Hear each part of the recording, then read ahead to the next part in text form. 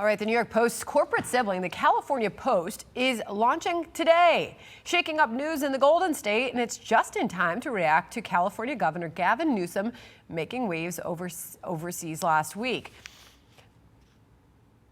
30.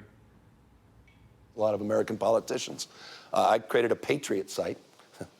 On the site, you can go. There are knee pads that are available to purchase.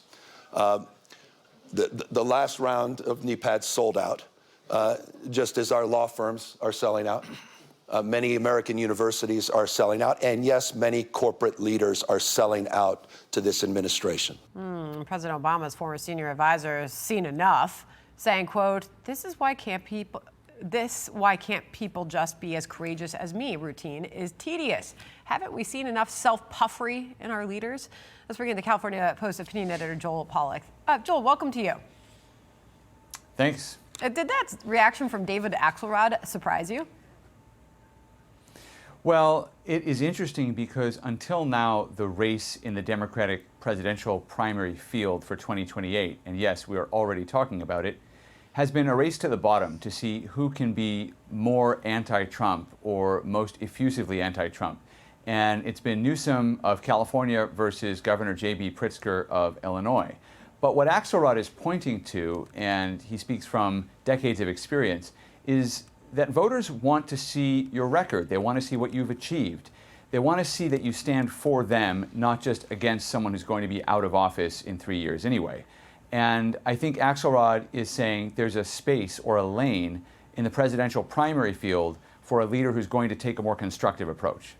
All right, so tell us a little about how the California Post will play a role in all this. Definitely shaking up the Golden State, just in time, some might say. Well, the California Post is providing an alternative perspective that's been sorely lacking in California. And I note that the governor's office immediately tried to dismiss us today, which is a badge of honor. It tells us we're hitting the sweet spot. We are right where we want to be, providing news as well as opinion, which is what I'm in charge of, that is often suppressed in the Golden State. And if we truly want to make California golden again, we have to give voice to the perspectives that have been drowned out, marginalized, made fun of, mocked by Gavin Newsom and others. And the governor's welcome to contribute to our opinion page. He's welcome to meet with us. We want to be a platform for his views as well, but also to challenge those views. And that kind of healthy dialogue is what we hope to promote. So what is the sweet spot for the California Post? I say that the motto of the opinion page, where I'm the editor, isn't about Democrats or Republicans. Our motto is simply, we deserve better. Whether you're a Democrat or a Republican, you deserve better than you've been getting. And we leave that open-ended. We're not interested in blaming this person or this party, that level of government.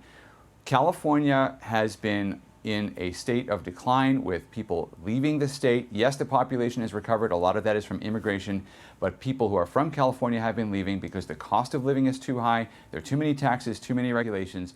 We want to revive that California dream. We deserve better, and we deserve better from government. We deserve better from industry. We deserve better in Hollywood.